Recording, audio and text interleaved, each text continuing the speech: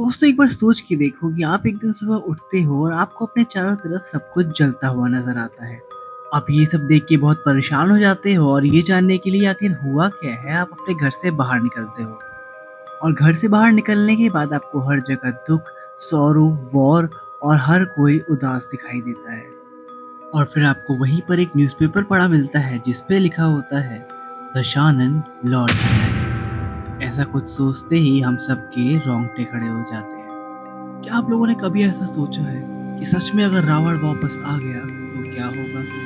तो अपनी कुर्सी की पेटियां बांध लीजिए और बने रहिए हमारे साथ एंड तक, क्योंकि आज हम जानने वाले हैं कि क्या होगा अगर रावण लौट आए तो।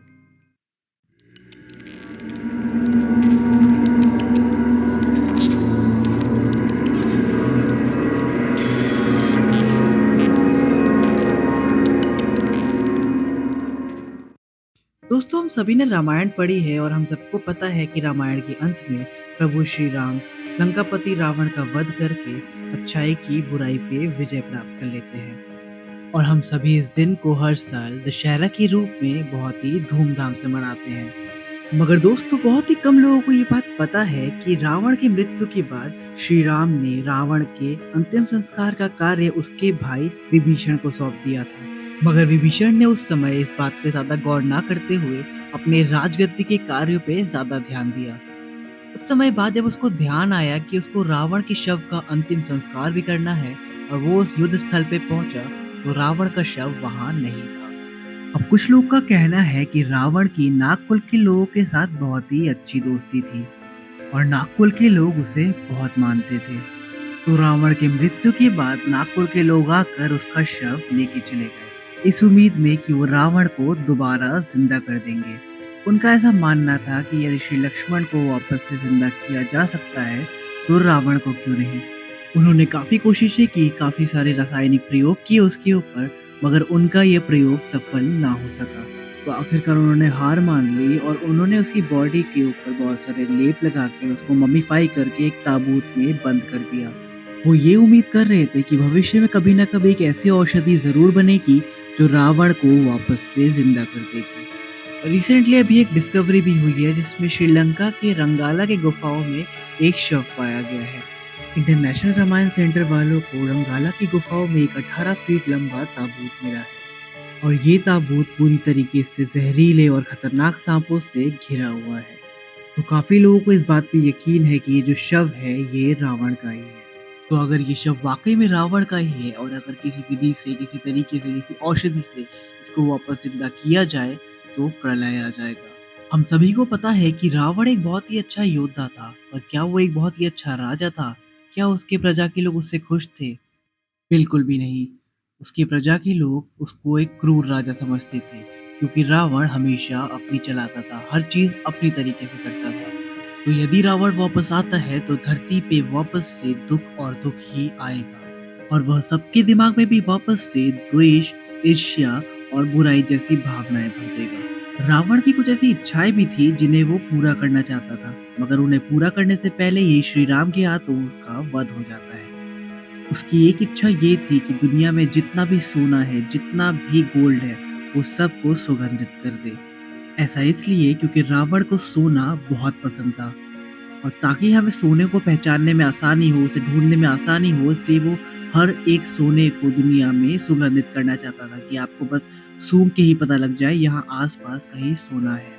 तो अगर रावण वापस आएगा, तो सबसे पहले वो दुनिया के सारे सोने को सुगंधित करेगा। दोस्तों रावण खुद बहुत काला था, इसलिए वो चाहता था कि दुनिया में जितने भी लोग हैं वो सब गोरे हो जाएं।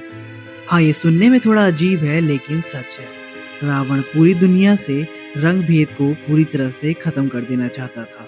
वो ये नहीं चाहता था कि कभी भी किसी व्यक्ति को अपने काले रंग की वजह से नीचा फील हो और इसीलिए वो सबका रंग गोरा कर देना चाहता था। दोस्तों हम सभी को पता है कि अगर हमारे दुनिया में वर्ल्ड वॉर 3 होता है, फॉर गॉड सेक ऐसा कभी हो ना, बट अगर होता है तो इसका सिर्फ और सिर्फ एक ही रीजन है और वो है पानी।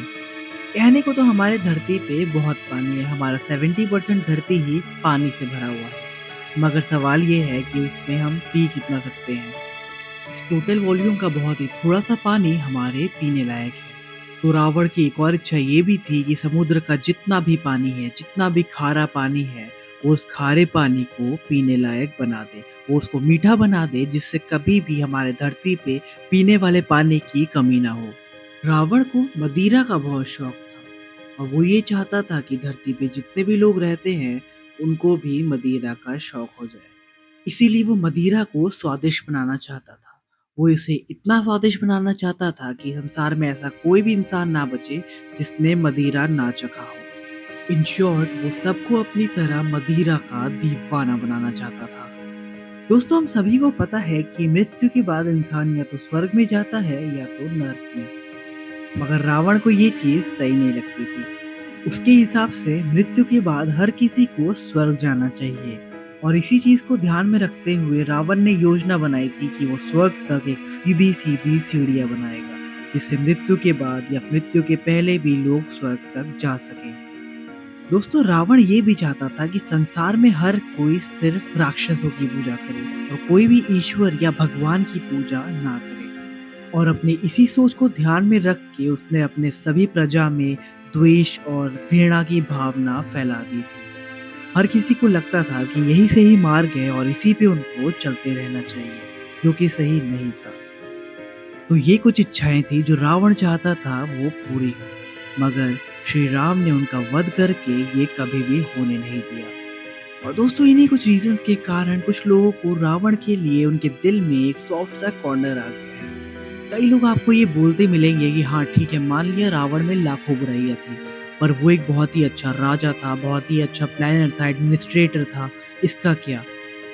तो दोस्तों, यहाँ पर मैं ये कहना चाहूंगा कि लोग तर्क ही गलत देते हैं।